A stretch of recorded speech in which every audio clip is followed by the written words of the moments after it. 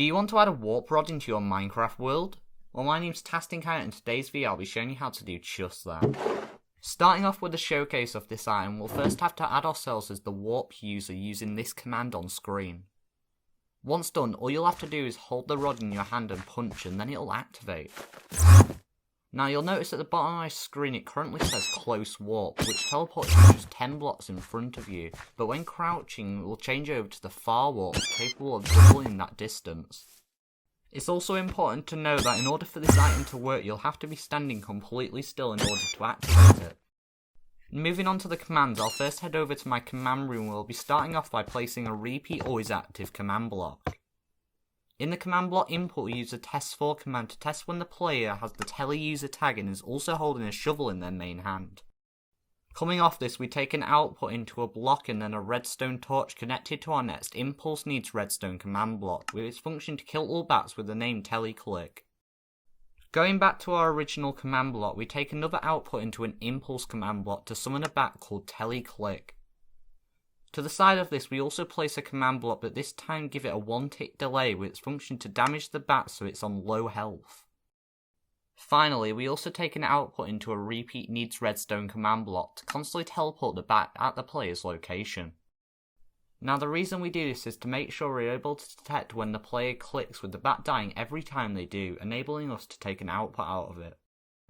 Moving on, we place a repeat always active command block with its function to execute command at the user to test when the bat is present, essentially detecting if it's dead or not.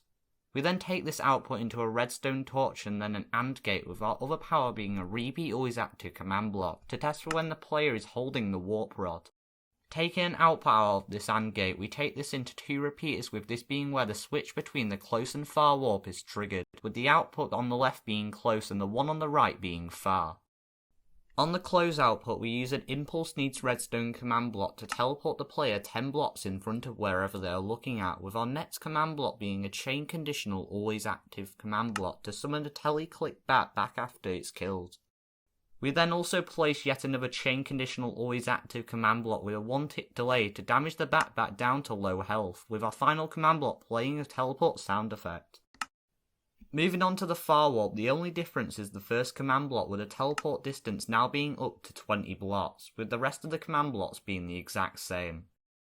Coming off the main commands for a second, we'll place a repeat always active command block to constantly make the bat invisible. Finally, we move on to the final part of the system where we'll first place a repeat always active command block with its function to test when the tagged player crouches and is also holding the warp rod. We then take this output into a T flip-flop, essentially letting the system swap over each output back and forth like a lever every time the player crouches. It's also important to make sure you have just put one item in the hoppers so it can be swapped over. Onto our final two command blocks, we place a repeat needs redstone command block to put text on the player's screen to display the type of warping activated, with as you can see both being extremely similar except one is close and the other one is far.